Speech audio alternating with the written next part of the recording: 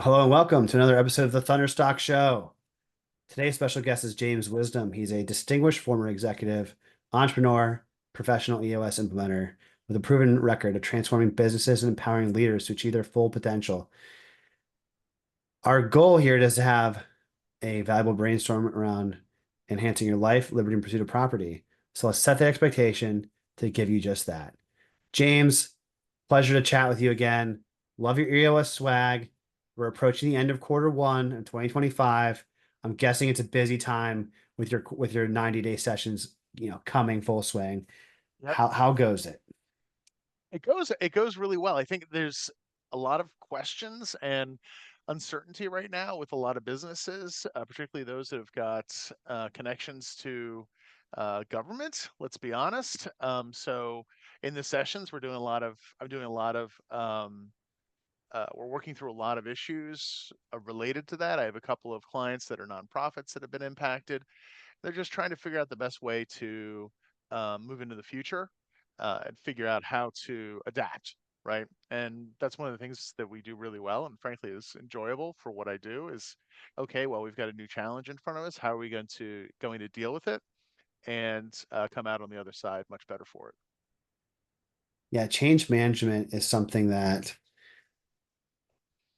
it never goes away because that's the only constant is change. Yeah. So, when there are new political climates and things like that, not that we need to go into politics, but I think the idea of change management as an EOS implementer is incredibly pertinent to the audience. It's like, what are some of the ways, heuristics, principles that you find yourself falling back on when it comes to change management and navigating these new and uncertain times? Yeah.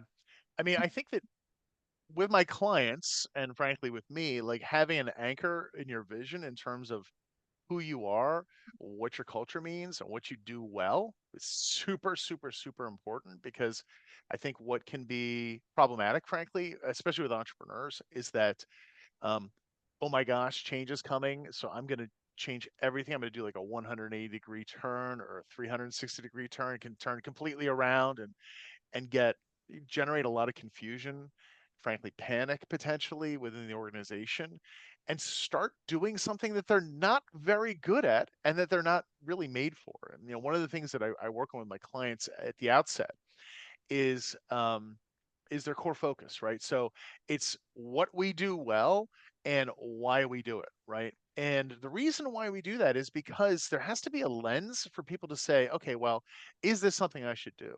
And so, like when the pandemic happened, a lot of people wound up looking at that really carefully and saying, yeah, this is what we're still good at. How do we adapt to this new reality, but really stay focused and deliver what we deliver well under this new set of circumstances? So we use that core focus a lot when we're talking about change management as just our keystone, our guiding light, who we are. And then around that, it's about saying, well, you know what, the goals that we set last quarter may no longer apply, right? And that's okay. You have to be Mm, adaptable and say, okay, well, you know what? Um, yes, 6 months ago, we said this is where we're going to be next year, but the ecosystem, the landscape has changed. That's okay. It's okay to step back and say, well, let's get through and solve these problems. And the other piece that I use a lot in these situations is IDS, or the issue solving track within EOS, which is just a discipline for breaking down challenges into really digestible, manageable pieces and getting the team to come to consensus quickly on what the real next action steps are. Right. And a lot of that is like saying, okay, well, step back. If this contract isn't going to happen, or if we're not sure that it's going to happen, how are we going to manage that with the inventory that we already have, the processes that we already have, the people that we already have? Are there other customers? Is there another way to approach this problem? Is there another contract that can replace it? But like really taking it bit by bit and breaking it down into component parts so that you can deal with it, right? Because when you see this big overwhelming change, and I'm not saying that's happening right now, but I think there's some uncertainty when there's a big overwhelming change coming. Yes. One of the things a lot of folks sort of tend to do, and I think it's just human nature, is to say, oh, I know the solution, right? and then you Mm. run off and start doing it, as opposed to really being diligent and saying, well, what's really the core underlying issue here? What's the root of the issue? And then dealing with that root, as opposed to running off in a million different directions and really running into a lot of trouble Yeah, dealing with it, I right? love the framework you kind of led into with its strength and change management to take in new information and say, hey, look, our last goals were based on the information we had at that time. But times have Right. changed. There's new data, there's new input. How are we going to adjust and set course correct based off of this new information? I think that what people really um what I've seen trip up a lot of people is that they're making tomorrow's plans off of yesterday's data versus Yeah. that adjustment. And I think another thing that you touched on implicitly was you need to be able to take the scorecard and the rocks and the results, the tangible, and you need to be able to craft a story around it in order to say, hey, look, I love this. I love this analogy. Hear me out. It's story without science is pure make believe, and science without story is just kind of dumb. And if you have science and story together, then you kind of get that perfect blend of both where it's like it not only can you express it and make it known and teach it, but like it's way more real. Yeah. Yeah.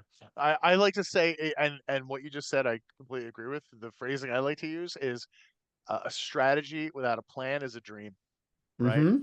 So you can have an idea, right? That's the story, but if you don't have an actual tangible plan to execute on that story, it's never going to happen, right? So, and we Right. see that a fair amount, like lots and lots and lots of dreams, little smatterings of plans, beginnings of plans that never get fully realized. So, yeah, I'm with you on 100% on that. That you have to have the right story. I mean, as a former marketer, right, the story goes a long way in terms of helping people internalize a concept, right?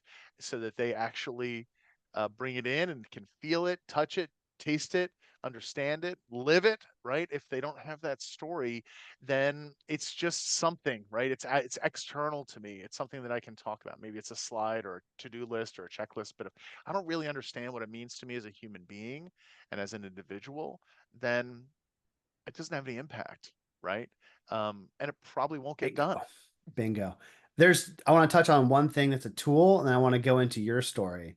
But first, it is so fascinating to me as a marketer that leverages EOS tools in the system to go into a net new client and say, okay, how are you currently reporting? Right? Yeah. Like what is the way that I can look at on a week to week, quarter by quarter basis to measure data success on track, off track, right? Simple binary, on track, off track. I love the scorecard. There's many reasons why, but the reason is I live on a desert island, right? In my home office. I get to look at once a week. And the scorecard is the mutually agreed upon metrics, however many we set. My preference is probably less than 10 per department. Again, we can talk about that, but let's just say there's five key metrics in the scorecard. Someone's accountable for them, right? And we have a goal, and you either have to issue process if it's been off track for a set amount of time, course correct, or we're on track and good. We don't have to worry about it too much on our desert island. And it's a way to manage the narrative and the energy around what we need to do to course correct the business that saves you time, energy, and sleepless nights. So, what are some of your tips for, this change management as it pertains to the scorecard, right? To reset expectations. And for those of you that don't know, the scorecard is simply just like think of it like a KPI dashboard that you track on a week to week basis. So here, let me give you the story. You're talking about the power of a story, right? So when you're in the hospital and the doctors are, what are they doing, right? They've got you hooked up to a bunch of machines, and those machines are monitoring your pulse, your blood pressure, your all these other different factors, your temperature, and they're using their scorecard for you. That's their pulse on you, and if your pulse drops below a certain level, alarms go off. Everybody hopefully they don't have to use the paddles, right? But that's the pulse on you. The scorecard in EOS, and frankly for any business, right, is the pulse on your business. Now, what a lot of people get hung up on is, well, I already have a pulse on my business. I get my revenue numbers every month from my CPA or from my bookkeeper, and that tells me what I need to know about my business. Did I make money last month enough to pay the bills or not? Right now, the scorecard is different in that it's always has to be forward looking, right? Mm, So that what's going wrong in your business before it's wrong enough that it can really throw things off. Now, right. what I do with a lot of clients is, and a lot of my clients have been living by their QuickBooks, right? Have been living by their CPA or their bookkeeper, and that's how they know if they're doing okay. But they never look at the other end of it, which is really the marketing and sales funnel, right? Now, as a former marketer of many years and somebody passionate about data, I mean, I was inventing marketing data KPIs back in the old days of early digital marketing. You have to really understand what your funnel looks like for your business. Now, it's different for everybody, but where are you getting your leads from? Who's your audience? Are they MQLs and measuring those MQLs? Are they SQLs yet? What does an SQL actually look like, and how do we measure them? How many proposals are you putting out? How many proposals are you closing? Now, once you have, and that's just a sample scorecard, right? But it can be adapted to a lot of businesses, and a lot of businesses can use it. But once you can see that, you know what's coming, right? That's the pulse on your business. And when you're looking at the scorecard every single week and you're saying to whoever your sales leader is, whether it's the CEO, whether it's the head of sales, whether you've got a sales rep, whatever that looks like, you can say, whoa, our proposals are way down. What are we doing? What's happening? Right. And you can diagnose that right away and deal with it. Now, because as I said, a lot of organizations are just paying attention to their bottom line numbers and not their forward looking numbers. So if they don't have that visibility, then surprise, surprise, at the end of the month, holy smokes, our revenue is down.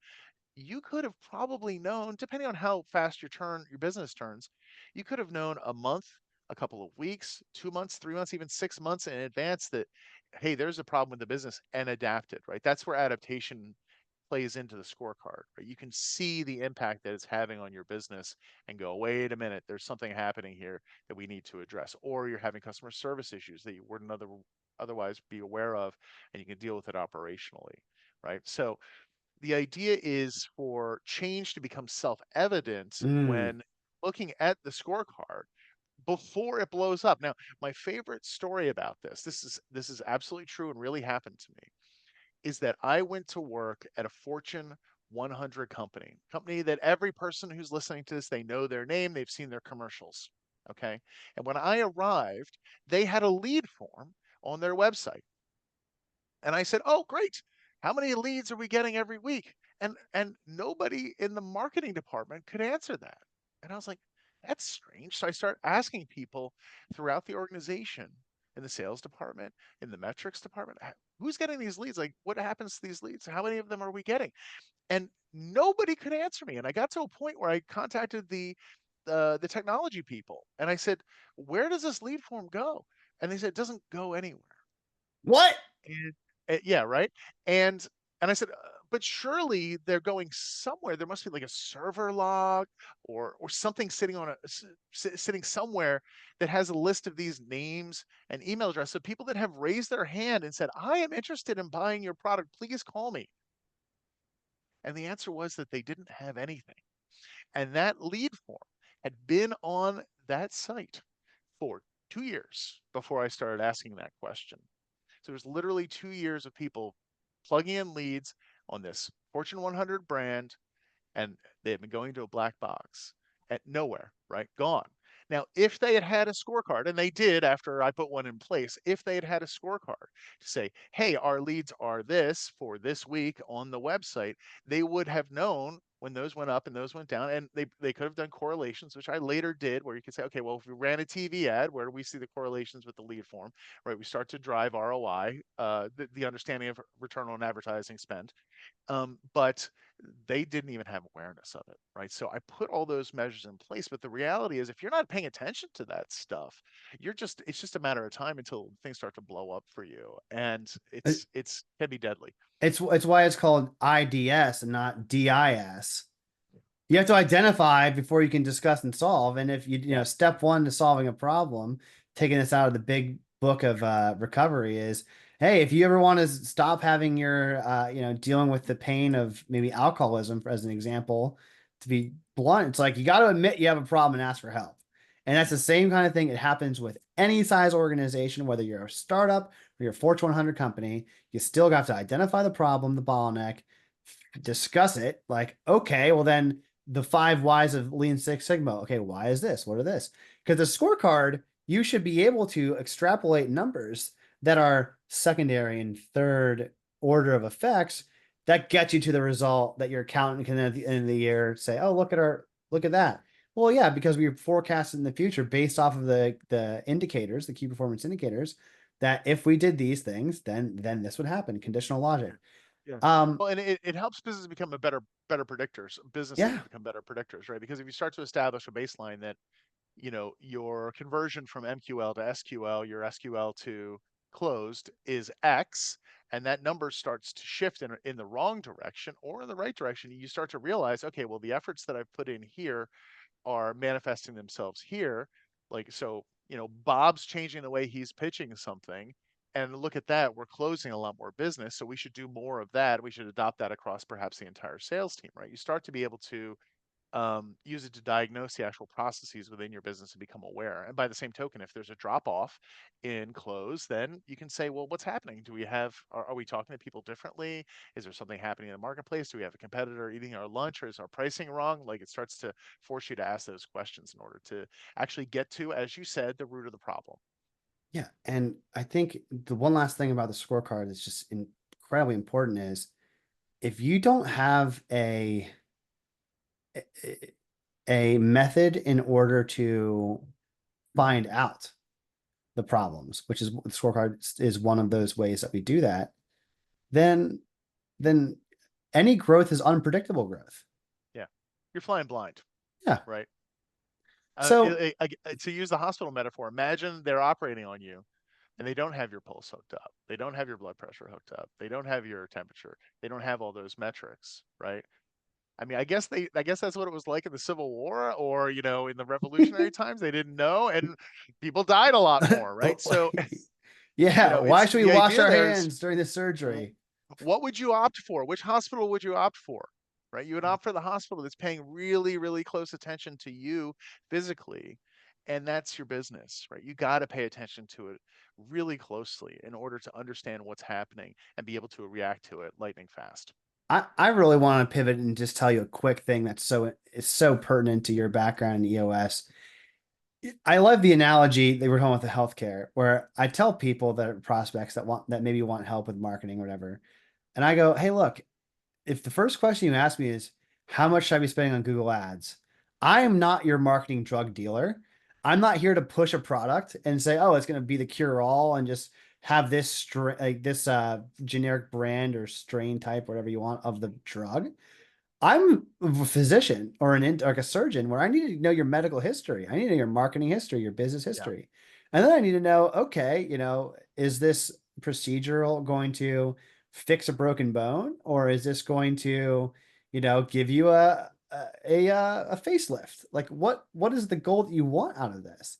And Yeah. I think as an implementer, one of the things that you probably do in your process is your first 90-minute discovery where you basically tell them, hey, this is the process, this is who I am, this is how I do it. And I can't just say yes to every business, right? If there's a company that has 3 employees, probably not your ideal fit. Maybe they're doing 3 employees $1 million a year and they want to scale and grow. Again, I'm assuming, but like, isn't your ideal thing where you have at least 10 employees? Yeah. So like Yeah. you couldn't just huck in my opinion, without the appropriate amount of fact finding and discovery for people that are trusted advisors, whether you're an EOS implementer, whether you're a marketing fractional CMO, whatever, like start with start with why. Start with Yeah. the discovery. Yeah. So Man, I James. mean, you're like, if I could comment on that, the in the 90 my favorite part of the 90 is there's a section called about you, right? Mhm. Where I ask them a sequence of questions about their business. Tell me the story of your business, your revenue, how many employees you have. What do you want from your business? What do you do really well? What do you do not so great at? And a couple of other questions where they do a quick self assessment, right? What's really telling about that is when I ask the question, what do you want from your business? And certain teams don't have clarity. And I don't mean that they don't have clarity as a whole. I mean, owners, founders, leaders don't really have clarity on what they actually want from their business. And I've done a bunch of workshops over the years where I ask this question, and people struggle with this, right? Can you articulate in one sentence what you want from your business? Now, I can for my business, right? I have it very clearly. I've got it written down. It's in my VTO, but I had to give it some thought. And once I had that thought, and once I know what I want from my business, that becomes my 10-year target or my core target. And that just becomes that bright point on the horizon that I'm working toward, right? And a lot of people don't have that bright point. A lot of leaders don't have that bright point. They're just, they I know a guy, he owns a great real estate business. And I said to him one time, I said, yeah, how did this business start? He said, this was my side gig and it became my core. And I was like, well, what do you want from it? And he like literally was like, I've never thought about that before. And And it's and just because of pure momentum. you got to build the end in mind. It's the same thing as Yeah. having that 10-year focus. It's the goals you have to go from 0 to 1 million, the activities you must take drastically differ when you go from 1 to 10 and then from Yeah. 10 to 100, right? These orders of magnitude different. So like if your goal is to build $100 million company, then when you're pre-revenue or launch, like don't just sell everyone and anything and burn relationships with customers because it's going to make your brand reputation a lot less likely to achieve 100 million down the road, as a Yeah. crazy example. Now, talking about stories, starting with the end in mind, we had a conversation not too long ago, James, where you told me some pretty cool stories of your college years, and some of the accidental wins, right? Where you might have went to my alma mater and you may not have had some social events where a cool marketing campaign you did for fun, as a thing of interest, lended you some success socially. So Yeah. we don't need to go into that, but can you tell me about your early days in your journey where you had some of these signs along the way that were like, we're on the right track with what we're doing, James? Yeah. Yeah. I'll tell the story. I don't mind. Because it's like it was such a interesting experience for me that and when I share it, people seem to get a kick out of it. So, Go I ahead. went I'll to hear it I again. I went to a state school in Pennsylvania in the mid 90s. And at that time, I was an English major. I wanted to be an English teacher. And so, in order to get to my English classes, I was on one side of campus. The English building was on the other side of campus, and in between was the science building. And so I'd cut through the science building to get to my English classes because it was oftentimes cold, central Pennsylvania, right? Winter. And I cut through a computer lab that I'd never seen before, black screen, green text. It's like, that's weird. And there was like 20 computers in there, and there's always like three super nerds in there. And I Mhm. walked through there one time, and this guy that I knew, I was like, what is this? He's like, it's the internet. Now I had used computers before in high school, Apples, but they generally were standalone machines or they all had local area networks. And so I said, well, how does that work? And he said, you get an email address, you can email anybody that has an email address for free. I said, oh, that's cool. So I figured it out. I started using it, and I started to put out this email newsletter, roughly, I think it was weekly actually at that time. And I convinced everybody I knew to get email addresses. This is in a time when not everybody had email addresses, right? And so I started doing this email newsletter, sports scores, humor, record reviews, that type of thing. And then people started sending me email addresses from other schools. So I have a friend that wants that. I have a friend that wants that. And before long, I had a list of like 100 to 180 people on this list. So then a friend of mine said, "Hey, I come to I think it was Elizabethtown. It was at Elizabethtown or it was Millersville, I think. It was at Elizabethtown or Millersville. It was And now E-Town. now it was E-Town. It was Elizabethtown. Yeah, Yeah. for an event called Beer Golf, right, where they had 9 kegs across the campus, and everybody would go from house to house. And when the keg was kicked, you go to the next house, right? So I'm at the second hole, and I'm talking to a girl, and I say, "Hey, do you have an email address?" Which back then was you weren't guaranteed an answer. She said, "Oh my God, I love email. I get this newsletter every week, and I print it out on the green paper with the stripes and the holes on the sides, and I put it on my dorm room door." And I was like, "What's the e-newsletter?" And it was my e-newsletter. And when they found out that I was the guy that did that, I was like a celebrity for a day. And that blew my mind because I was like, you can use the internet to make connections with people you've never even met before. And you would So love to after, meet at a party. yeah, well, and just in general, right? Like Yeah. it Yeah. was like it was a defining moment for me because I was like, I'm going to get involved in this. So I took a bunch of computer science classes. I wound up learning how to code. I wound up learning how to do web design, all that other stuff, and that eventually brought me into the marketing sphere, where I led marketing, e-commerce and digital marketing organizations in the Fortune 100 for 17 years, and then I ran my own agency before I discovered EOS for my own agency, and then after I exited, I became an implementer. So that's sort of my origin story. I want to touch bit back because one of the reasons I remember that story so clearly is because I also played that beer Olympics, beer golf at the exact same location. I went to E-Town College as my alma mater. So the fact that like I know the context and scene of when that happened was just so cool.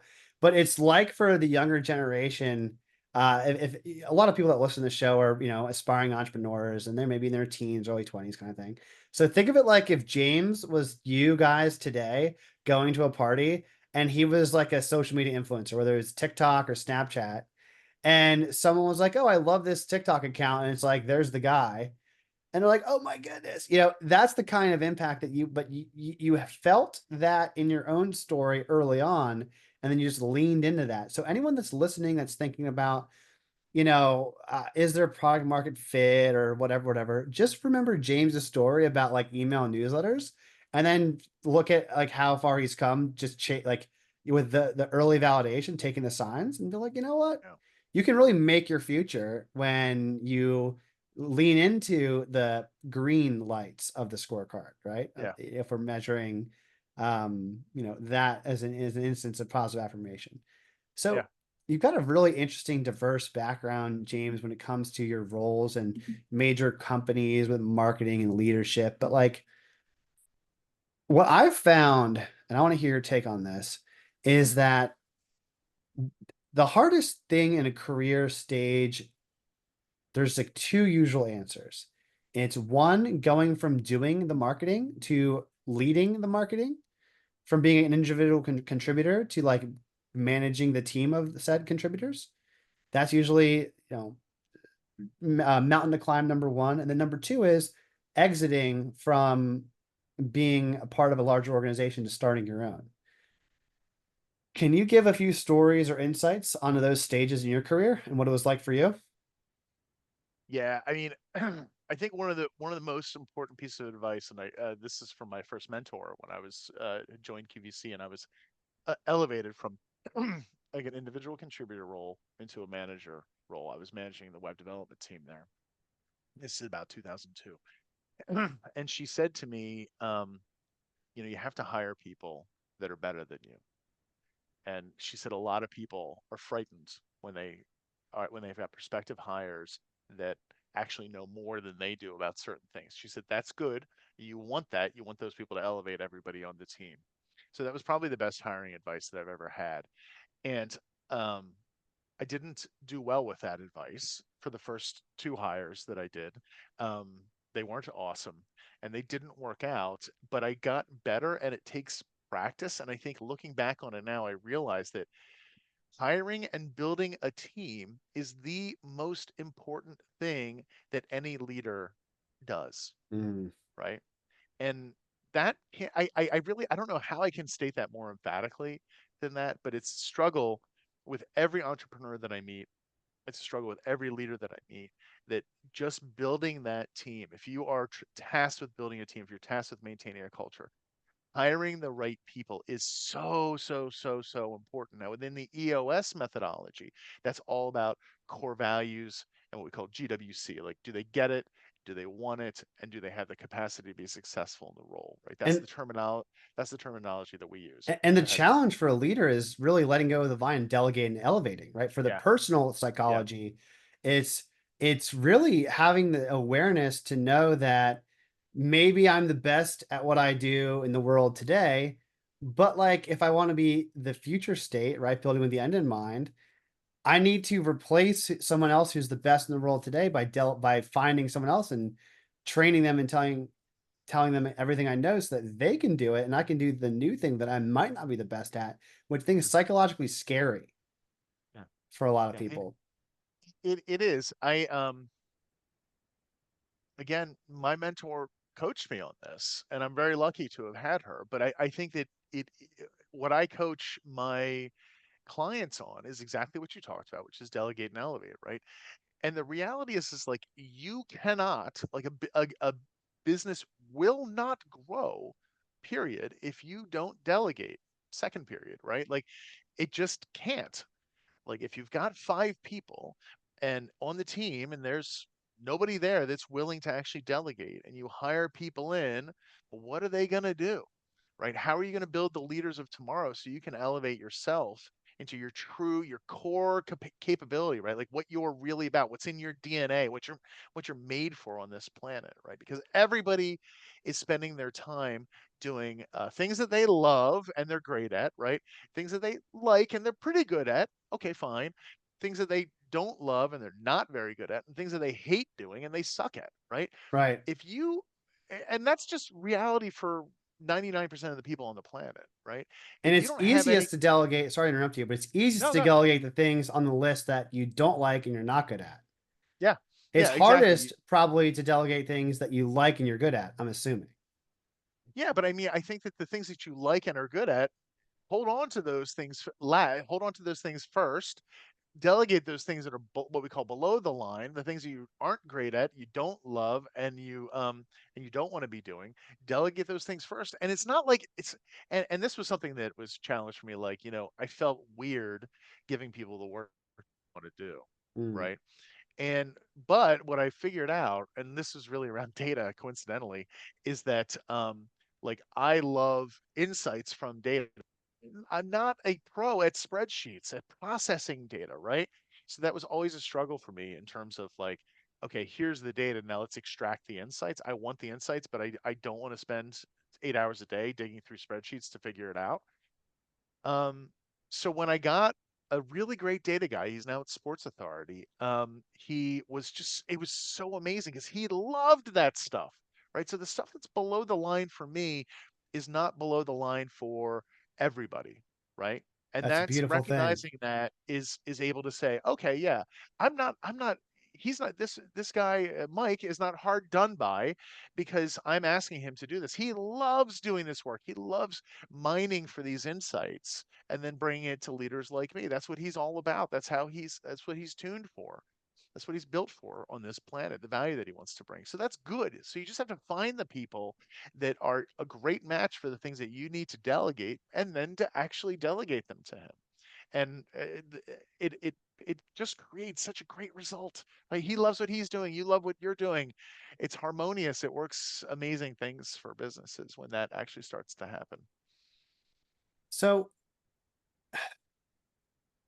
James, you've also ran your own marketing firm for well over a decade, and I think just the sheer tenure of navigating all the changes in the landscape from when you started that to when you then exited, you went through some crazy. There are some crazy things like the uptick of social media being one of them, and how websites went from the custom PHP ASP to either like a WordPress norm or the advent of Shopify. Like there's just so many like big billion Yeah. dollar type brands that have gotten influence the space, but like what are some of the ways that you found yourself looking back in your agency career, owning and operating one, that you roll with the punches and you've adapted to change? Like what are some of the pivots you Yeah. made to enable you to have a business that lasts that long? Because the majority of businesses fold underneath 5 years. Yeah. I mean, if you're going, I believe this, and I think it's actually true for any business. But I think if you're going to be a business owner and a business leader, you have to stay adaptable and you have to stay on the cusp, right? Which is from what that meant for me for decades, it still does, is um, paying really close attention to competitors, paying close attention to thought leaders, paying close attention to upstarts in the space that are doing something different and doing something new, and paying a lot of attention to where the market is actually heading. Now that's, how you stay flexible, but the other part is recognizing that humans don't change that much, right? So how you get the message to them does evolve over time, right? So obviously we've had what back then you would call the fragmentation of the mediascape, right? Which is, it went from like 3 television channels, magazines, and newspapers to 500, 1,000 television channels, social media, video feeds, doom scrolling, Reddit, Brain rot. TikTok, brain rot. Yeah. Deep fried memes. I mean, come on, right? Yeah. So you got to stay current with how you're messaging it, but there's still a human being inside there, inside every person that you're trying to reach. So to do the callback to what you were talking about before, if you don't have a compelling story, or you're not speaking to your audience in a way that respects who they are and what they actually need, what they want, what they value, you're going to fail, right? So the delivery methods are constantly changing, but the messaging needs to be consistent in terms of respecting, loving your audience, and really giving them what they need. And for it to be fun, like be fun for goodness sakes, be fun. I couldn't agree more. When I finish this podcast, I'm going to ask you a question off air, and I'm going to tell everyone listening. It's like, did you have fun, James? And if the answer is no, then it doesn't matter how many views the show got. It was a big fat L. It was a loss. But if it was yes, this podcast would have gotten 30 total views. But guess what? 30 people one on one, because every piece of media is consumed by one person at a time with their screen that or their earphones. It's just one person at a time. We're not in an auditorium with an audience of 100,000 all at once. And I think that people can sense when people are being genuine, telling their real story, and having fun. You I can't. totally, yeah, totally agree with you. That's like the real Turing test. I'm sure you're familiar with the Turing, that Alan Yeah, Turing, yeah, and no, sure. that test is obsolete in my opinion, because ChatGPT crushes that and things like. But now I think the real Turing test is there some emotional, empathetic tie back? Like, that to me will be the next thing that AI needs to try and pass, is how do we get that human connection versus just the logical, text on screen. Not that we need to dive into AI. I think that's kind of a whole That's podcast on yeah, that. yeah, that's true. Yeah, I mean, can AI ever do that? Make that human connection? And I I I'm gonna say I don't think so, but you know, it just like everything that's transpired since I became an adult has blown me away. So I'm sure there's going to be big changes on the horizon in the future too. So never say never, because every time I said, well, no, that's not going to work, it turns out it worked. I have a funny story about that if you care to hear it real quick. Yeah, tell me. When I was at QVC, this is in roughly 2002.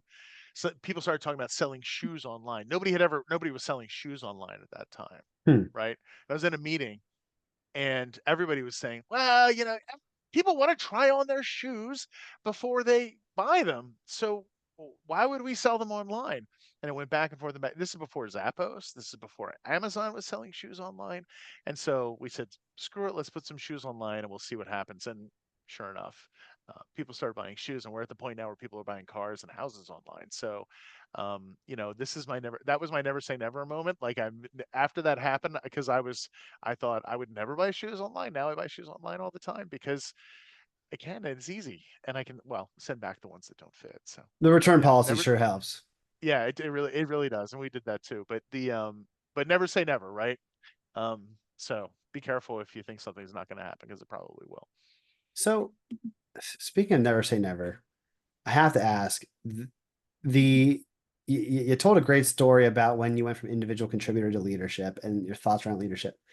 Let me ask you, what was the emotional state I often try to get the logic behind making the jump of being, a business owner or an employee to being an EOS implementer or trusted advisor role.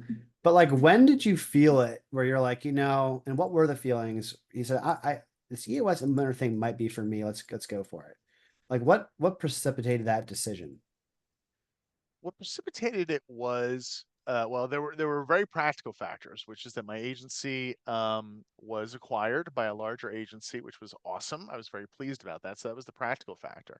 But what had been happening in my life for about the last year was that before that even happened, was that I had been implementing EOS in my own business, really loved it. Now, I loved it not just because it was working for me, but I loved it. I had an appreciation for it looking back because I've done a lot of strategic planning work at the Fortune 100 for years, like with the ADM from Accenture, which is one of the most world-renowned strategic planning frameworks to exist. It's dense, it is highly complex, but it's also pretty simple. But when I saw EOS, I was like, wow, this is really good.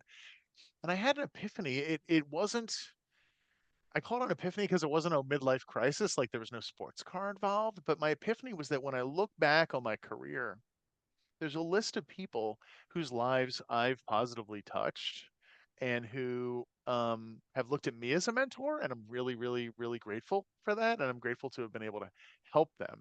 And I think that when I look at those people, I was talking to one of them this past week. She was like unappreciated in her role. And then she came to join my team and I listened to her 'cause she had a ton of great ideas, and I helped her make those ideas real. And those ideas eventually amounted to millions of dollars in sales for the organization, a big bonus for her, a promotion, all these other things. And she said to me afterwards, she said, nobody ever listened to me before.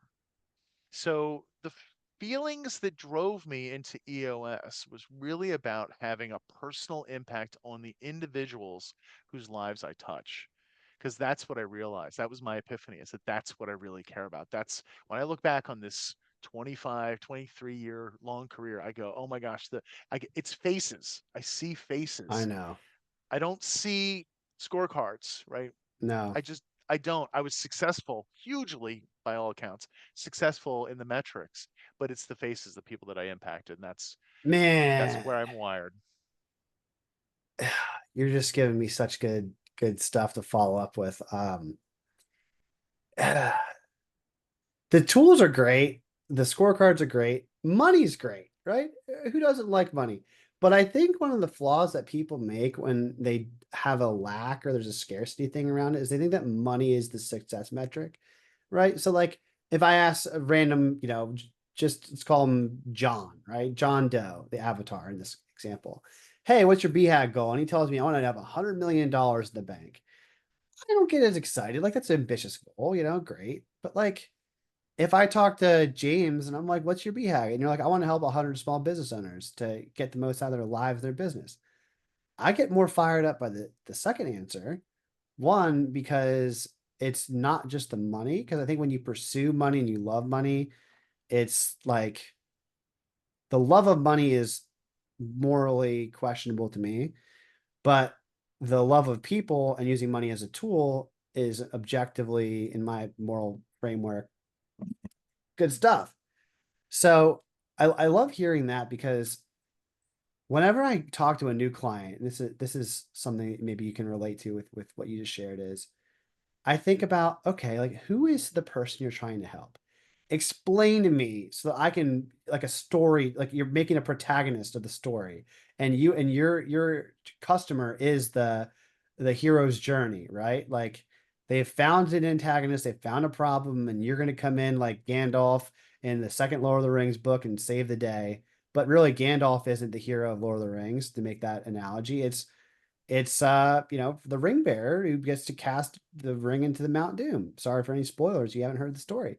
So Ah, my but the reason I share that analogy is you're making it human, right? It's the human element, no matter how the technology, the tools change, whether it's black screen, green text in a newsletter, or whether it's AI and social media, it's still how do you make human connection? How do you make human impact? Um, what are your thoughts on lessons you've learned around human development and the impact that you made so far? And what is your BHAG goal around EOS implementation? Okay, so first I want to comment on something about money.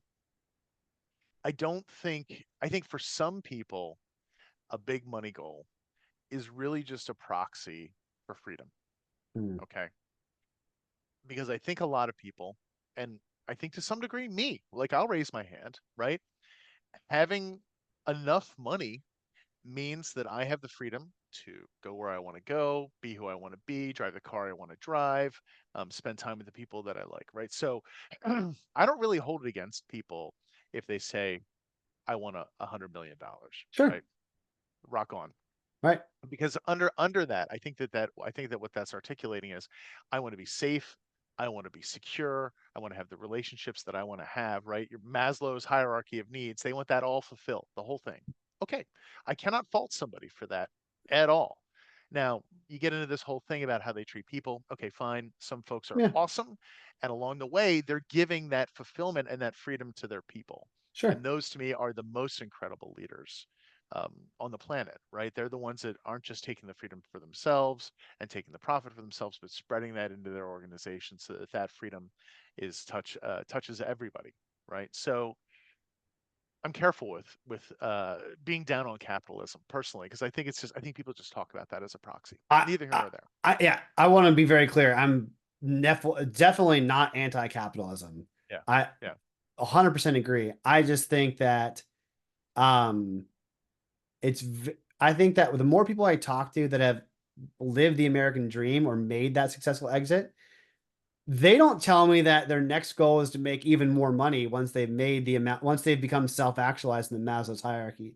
Their answer is something usually like not solely the money. And again, it's money's great. Everyone should appreciate and have a healthy relationship with it. But I just think that your answer of, having that personal impact, look, there is such a thing as self-interested altruism, insofar as like one of my goals is to help 100 small business owners achieve financial freedom, which could mean like you exactly said, not zillions of dollars, but like to retire comfortably or to, whatever they wanted to do. And the thesis would be that if I don't get compensated fairly for that, then I suck at business, yeah, you know? yeah. No, that's true. It's true. Yeah, I mean, everybody should be compensated appropriately. But it's funny because your goal and my goal, and I didn't know this until just now, is very similar.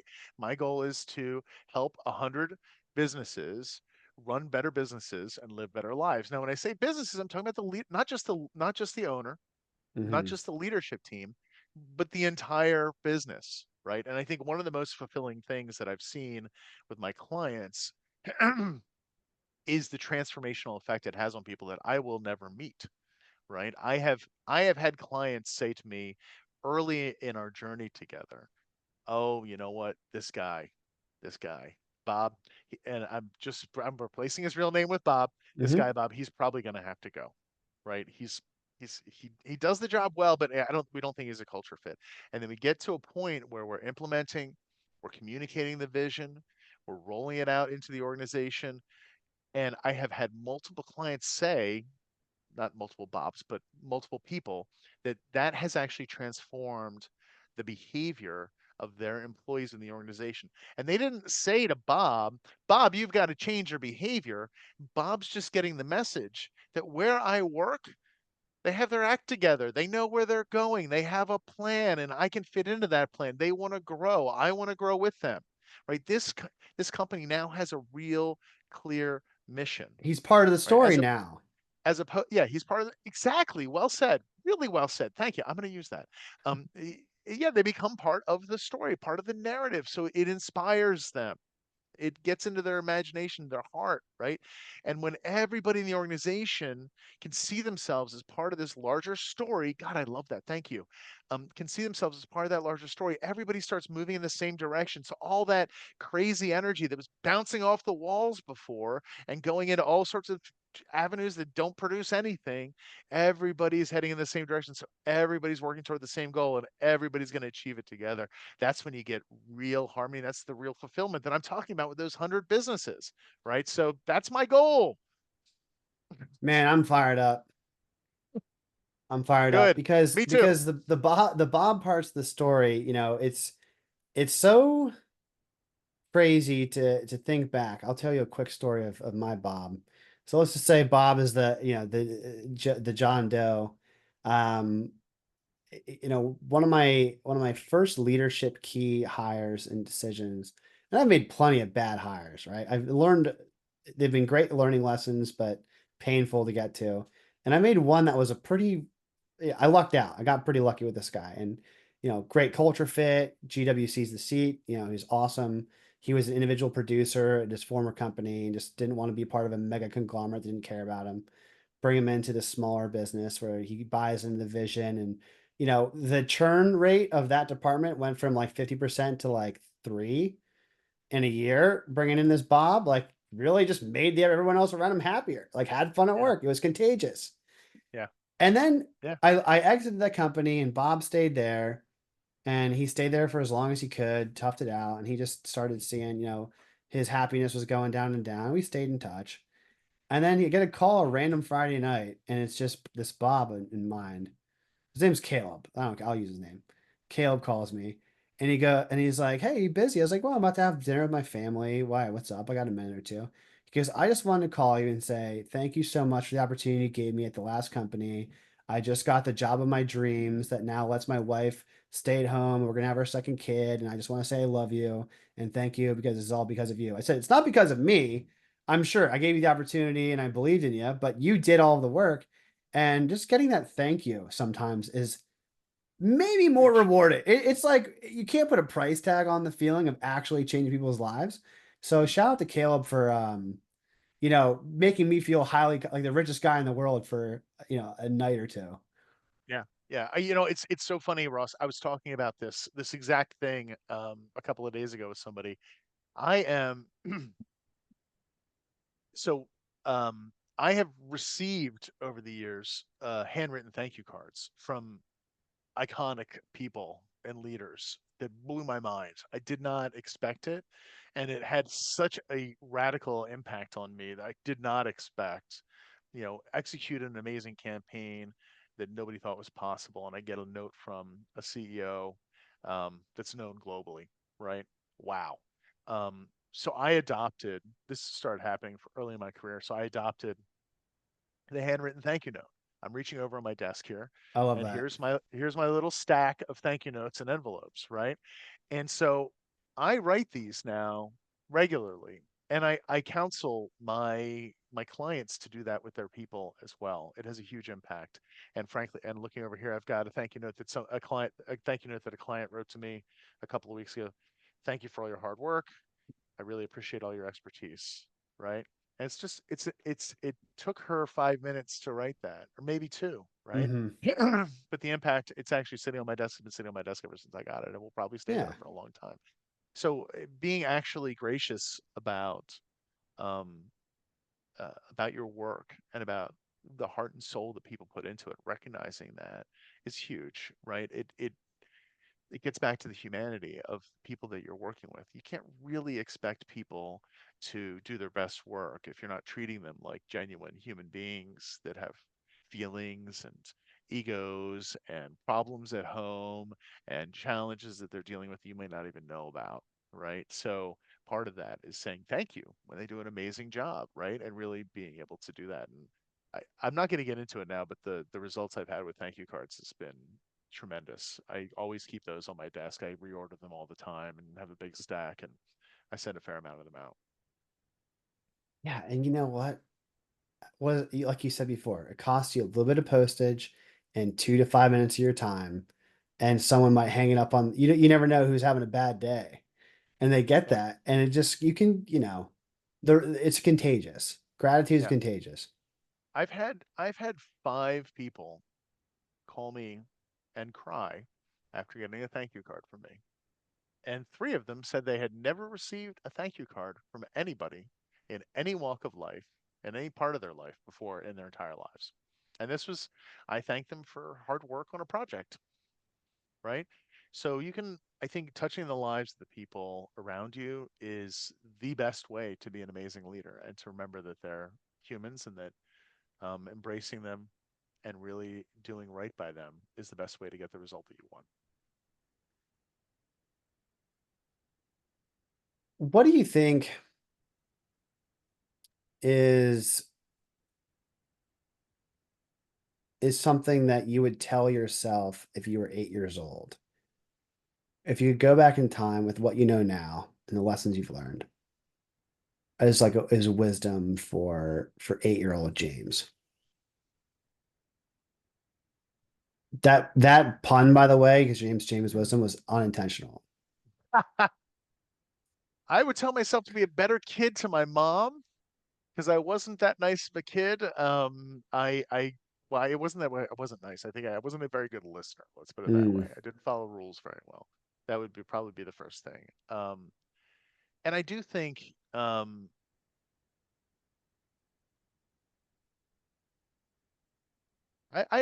grew up, I grew up in a hard situation. My dad passed when I was young, and my mom raised me and my brother and my sister.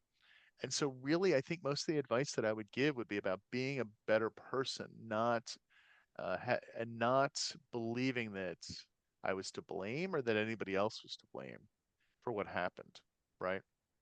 mm, And nobody was to blame. That was just reality, but right. it was just reality.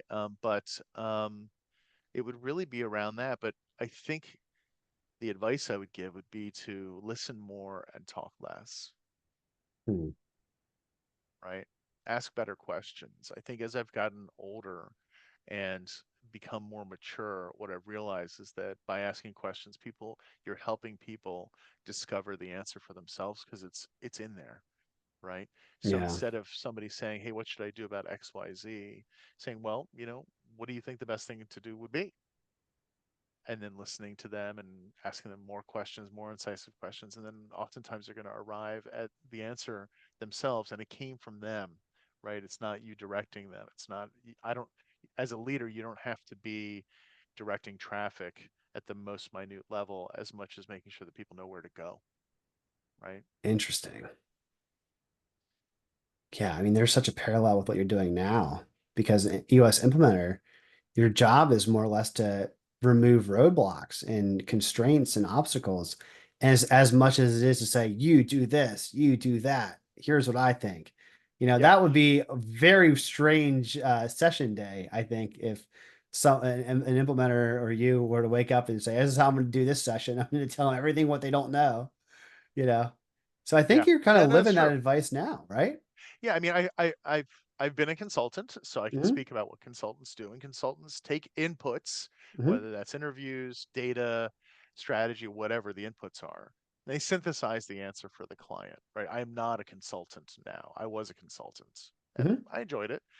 But when that happens, right, the recipient of that answer then has a choice. Am I going to listen to the consultant or not? Do I believe what the consultant is telling me? I have a choice whether I'm going to internalize it. And there's sort of this old saw in the consulting industry that only about 30% of consulting engagements ever actually get used. And I think that's probable.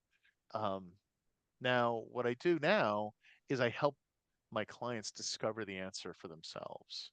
And that's already coming from them. So they've already adopted it, right? I'm not here telling them what to do. I'll sometimes make suggestions. I'll try to ask incisive questions to help Hmm. them realize it. And I will teach tools to help them get to the answer faster and more efficiently than if they didn't have the tools.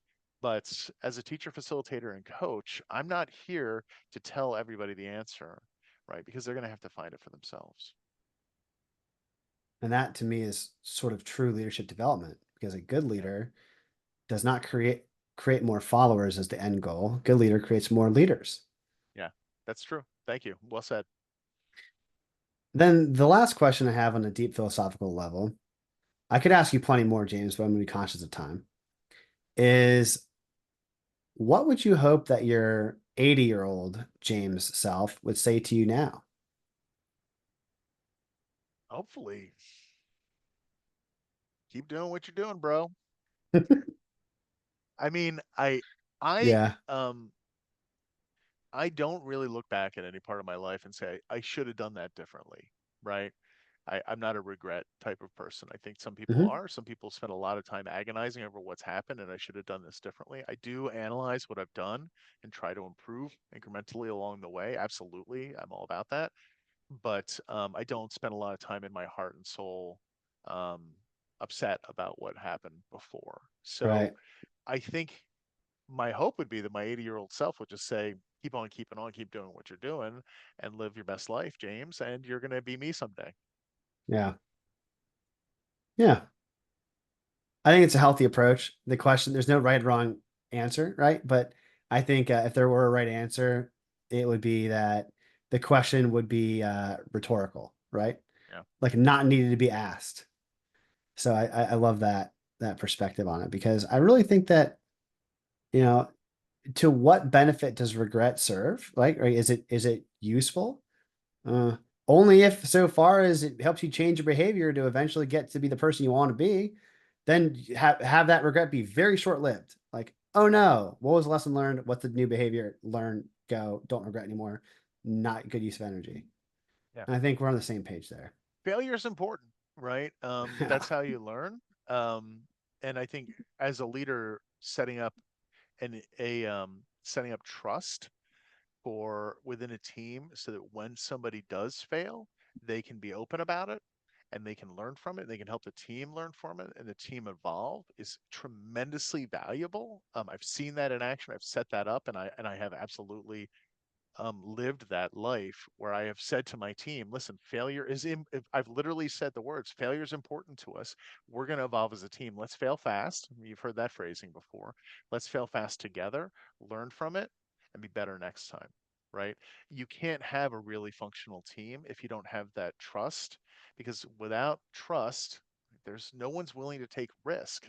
Right? And when they take risk and people appreciate that risk, that builds respect, that builds trust, and you set up this cycle where the presence of trust engenders risk, and businesses that are successful need to take risks, and if they don't have those risks in their business, they're not going to succeed. So they have to have the trust. Yeah. Lencioni, right? Lencioni's pyramid. Yeah. And I mean, it's so one last thing on trust, the relation between trust and risk, because I feel like that's a topic of conversation I want more people to have, anyone listening, to associate those two concepts with one another. Because when you have a high trust, using a family unit as an example, kids aren't afraid to tell their parents the truth to avoid getting out of trouble, right? And If that's there's risk. high trust, there's a greater risk in being caught lying than there is a greater risk in being caught doing a bad thing. Like, I don't know, like they didn't do their homework as an easy example. You know what I mean? Yeah. No, Versus, there's a much larger risk in not fostering a trust having culture than there is in any risk of failing. yeah. Like if there isn't trust, right? Everybody's in CYA mode, right? So they are always going to choose the decision that is least risky for them getting exposed and getting laughed at, disciplined, yelled at, whatever, right? So they're going to pick the basically the least risky option. And what does that mean for the business, right? You're not going to be competitive. You're not going to be doing anything creative. You're not going to be able to put anything out into the world that is something of joy and something of significance, right? Because nobody's willing to take the risk to create something like that if there isn't that trust to know that I can hang my neck out there and not get my head chopped off, right? Man, it's just it's you're we're telling the story of you know human relationships, but we're tying it back to again the scorecard of this is knowing these principles and set of values will actually help your business a hell of a lot more than learning a new tool.